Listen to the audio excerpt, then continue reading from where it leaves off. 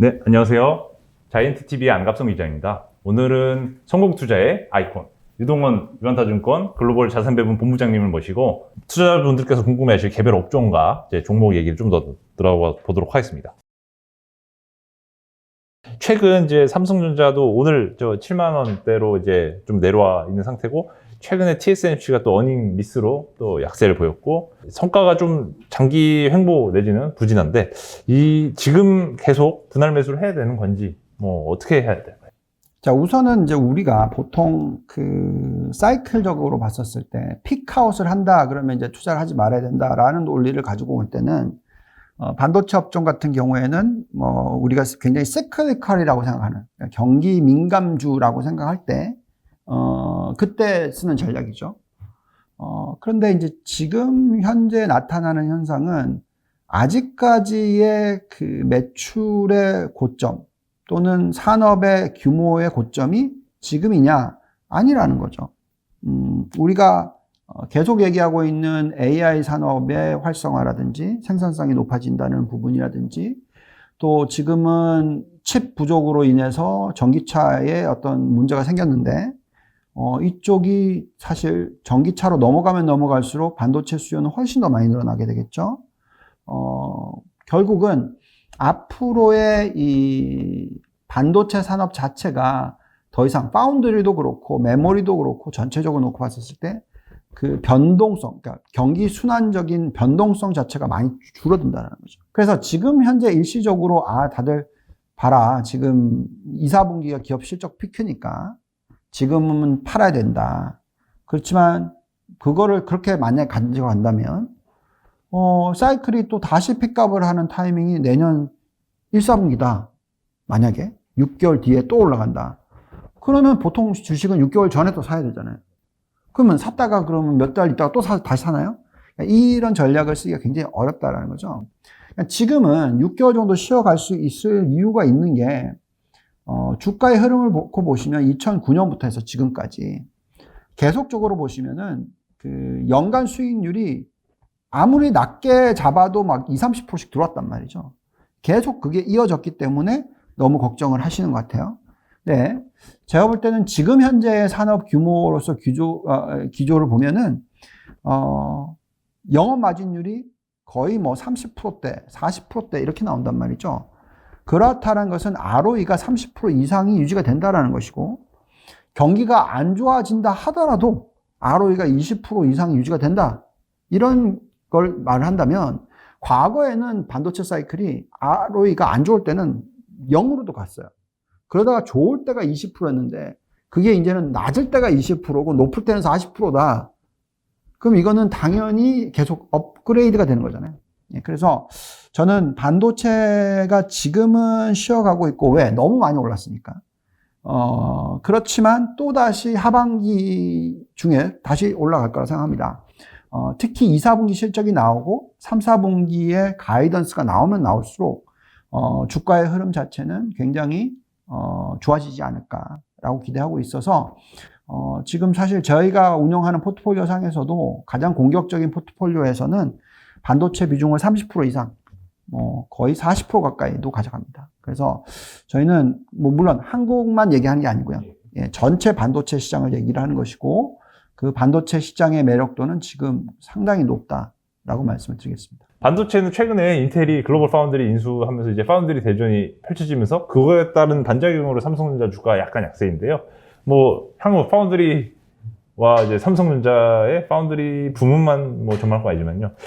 어쨌든 전체적으로 반도체 시장 점유율 싸움, 강자들의 대결이 어떻게 펼쳐질지도 한번 살짝 말씀드립니다. 자, 이게 파운더리 쪽이 사실 비중이 굉장히 크잖아요. 메모리 쪽이 전체 파이의 한 18%에서 20%라면 나머지가 이제 파운더리나 패블러스 쪽이나 뭐 장비 쪽이나 이렇게 보는 거잖아요. 그래서 지금 어쨌든 이 반도체 산업의 매출의 증가율 자체가 과거에는 뭐 4% 수준이었다면 이게 지금 7%, 이제는 두 자릿수 이런 식으로 계속 기하급수적으로 올라가고 있단 말이에요. 그러면 중요한 것은 탑 1, 2, 3, 4가 다 잘 먹고 잘 살아요. 만약에 회사가 막 20개 있다. 근데 매출 증가율이 이렇게 꺾여서 내려온다. 그러면 어려웠겠지만 그게 아니라 아까도 말씀드렸듯이 반도체 산업의 매출 산업 전망 성장률이 과거에는 4%대였던 게 최근에는 7%대, 그 다음에 또 미래에는 10%대 이렇게 4, 7, 10 이런 식으로 올라가고 있잖아요. 이런 컵으로. 근데 회사는 몇 개밖에 없어요. 네 개밖에 없죠. 그러면 뭐 인텔이 파운드리를 잡아먹는다고 해서 예. 삼성이 그게 엄청난 악영향이 나서 예. 뭐 서로 경쟁을 하느라고 마진을 막 박살을 내고 이럴 리가 없잖아요. 예. 그래서 제가 볼 때는 물론 그게 일시적으로는 굉장히 부담스럽게 다가올 수 있지만 어쨌든 삼성은 지금 현재 수익성이 굉장히 좋은 기업이고 앞으로도 좋을 거고 또 그 수익을 환원하는 제도도 잘 만들어져 있고 그렇다면 저는 삼성이 물론 지금은 어렵지만 장기적인 투자하시는 분들에게서는 정말 좋지 않나. 마찬가지로 TSMC가 실적이 약간 미스를 했지만 길게 계속 보시면은 굉장히 또 다시 또 주가가 올라오잖아요. 그러니까 그건 왜 그러냐면 영업 마진율이 39%예요. 예. 40%가 예상치 않는데 39% 나왔기 때문에 팔아야 된다? 예. 네. 예. 이거는 네. 예. 네. 아니라고 생각이 불가능합니다. 듭니다. 예. 네. 알겠습니다. 그리고 다음은 배터리, 전기차 여기 두 개 한번 다뤄보도록 하겠습니다. 전기차는 이제 대장주인 테슬라가 이제 CEO의 약간의 일탈로 이제 지금 뭐 꽤 횡보 중 구간인 걸로 제가 알고 있는데 네. 이 두 개 대표 업종과 대표 주식을 좀 어떻게 투자하면 좋을까요? 자, 이게 배터리 쪽은 저는 굉장히 좋게 보고 있어요. 아까 말씀을 드렸습니다만 그 전체적으로 이제 기후 변화에 대한 어떤 리스크에 대해서 많은 분들이 얘기를 하고 계시고 또 심지어 제조업에서 가장 큰 국가인 중국, 미국이 아닙니다. 중국이죠.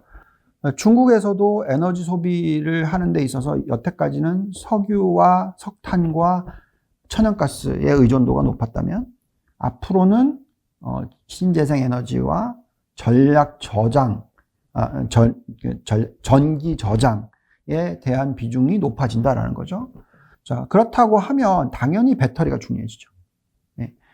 전력을 얼마나 오랫동안 저장을 하고 얼마나 효율이 높아지느냐가 정말 중요해지지 않겠습니까? 그게 그냥 전기차에 들어가는 배터리든 아니면 그냥 전력을 저장하는 배터리든 그 부분만큼은 정말 앞으로 얼마나 커질지. 자, 간단한 계산을 해보면요. 2019년에 에너지 소비량 중에서 화석연료가 에너지를 충당했던 게 80%예요. 신재생 에너지와 배터리 저장이나 뭐 이런 쪽은 20%도 안 되는 거죠. 그러면 2050년까지는 어쨌든 네, 화석연료 비중이 왕창 줄 거 아니겠어요? 심지어 중국 같은 경우에는 가장 느린데도 2060년까지 이쪽 화석연료 비중을 14%대, 15%대로 줄이겠다고 얘기하거든요. 그럼 나머지가 완전히 파이가 바뀌는 거잖아요. 그러면 이 배터리 산업의 성장, 그 다음에 전기차 산업의 성장, 지금 전기차의 시장 점유율이 전체 운송 관련된 자동차 관련된 시장 점유율의 5%밖에 안 된다는 거죠. 그러면 이게 앞으로 계속 늘어날 거고 성장이 계속 이루어지는데 여기에 누가 경쟁력이 있느냐가 중요한 거잖아요. 그래서 뭐 그냥 자동차 배터리로 계산하자면 CATL이 있을 거고 그 다음에 일본의 패나소닉이 있을 거고 우리나라의 LG 그리고 삼성 SDI 그 다음에 SK이노베이션 이렇게 있잖아요. 보면은 일본도 비중이 제법 20% 넘고 중국도 거의 20% 넘고 우리나라도 다 더하면 20%가 넘어요. 그러면 계속적으로 서로 경쟁해 나가면서 계속 키워나갈 수 있다는 거죠. 그래서 저는 배터리 산업은 상당히 앞으로 매출을 생각한다면 앞으로 성장을 생각한다면 이 산업을 물론 변동성이 있을 수밖에 없어요. 그렇지만 그 변동성이 만약에 많이 빠졌을 때 들어가고 또 예를 들어서 그게 또 갑자기 100%씩 오르거든요. 그때 조금 차익 실현 전부 다 하면 안 되고 수익 난 걸 차익 실현했다가 또 빠졌을 때 또 들어가고 이런 식의 패턴을 앞으로 10년이 아니라 20년, 30년 해도 되는 업종이라는 거죠. 그래서 어떻게 보면은 우리가 반도체의 1990년대가 지금 배터리의 2021년 뭐 이렇게 볼 수도 있는 거잖아요. 예. 예, 그래서 이 산업에 대해서는 좀 길게 긴 템포로서 예. 그리고 지금 경쟁력이 있는 회사들에 대한 의존도는 계속 유지하실 필요가 있다라고 생각이 듭니다. 예. 최근에 미국 과거부터 이제 미국 빵 마가 뭐 이런 빅테크에 대한 지지를 꾸준히 보내주셨는데 네.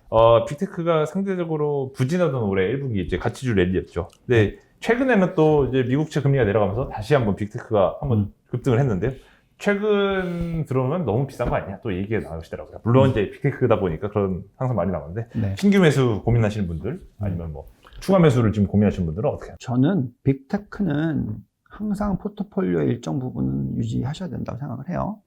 지금 빅테크가 시가총액 기준으로 따지면 20%가 넘어요.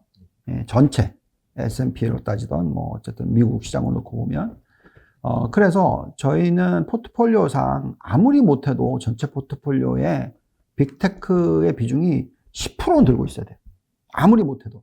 많이 들고 가면 30%까지도 가져가야 돼요. 그래서 저희는 실질적으로 이 종목 하나하나마다 너무 단가가 높아가지고 저희가 이제 저희 랩 상품이 1,000만 원 단위인데 1,000만 원으로서는 다 못 사죠. 네, 못 사요. 네. 그래서 저희는 차라리 ETF를 씁니다. 예. 그러니까 FANG이라는 ETF라든지 뭐 그거에 대한 레버리지 ETF를 쓴다든지 이런 식으로 해서 빅테크를 실어요.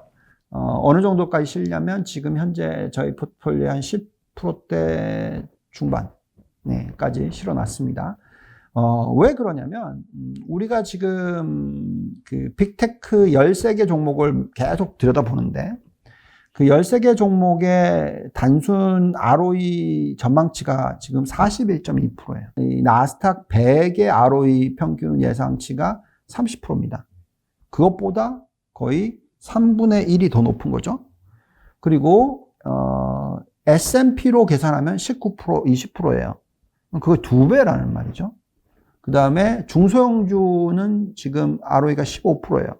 예, 그거에 거의 3배라는 거죠. 자, 그러니 당연히 이쪽은 훨씬 더 성장성도 같이 있고, 경쟁력도 있고, 수익성도 있고. 그럼 이런 업종을 안 들고 갈 수는 없다라는 거죠. 예, 그래서 저희는, 이 대표 성장주들만큼은 앞으로 계속 이 4차 산업과 연결이 됩니다. 지금 저희가 13개로 들여다보는 종목 리스트는 반도체들이 좀 많이 포함이 되어 있어요. 그래서 퀄컴, AMD, 애플, 페이스북, 엔비디아, 인텔, 마이크로소프트, 테슬라, 넷플릭스, 줌비디오, 아마존, 알파벳 구글, 세일즈포스. 세일즈포스. 예, 이렇게 13개를 들여다봅니다. 근데 이 중에서도 어느 개가 어떤 게 더 매력이 있는지는 또 다 다르니까 저희는 그냥 ETF를 삽니다. 네. 자, 델타 변이 이후로 이제 모더나 부스터샷 필요성이 제기되면서 모더나 주가가 많이 올랐죠. 이제 바이오 업종은 상대적으로 지난주에도 선방을 했는데요. 미국 바이오는 보통 ETF 투자를 많이 하라고 추천을 해주시는 편이 많습니다. 네. 바이오 ETF, 미국 주식 투자할 때 꼭 필수로 들고 가야 될까요? 네, 저희는 포트폴리오상 바이오 비중을 20% 들고 갑니다. 예. 상당히 높다라고 생각하실 높네요. 수 있으나 왜 그러냐면 이제 바이오도 이게 AI랑 연결이 돼 있어요.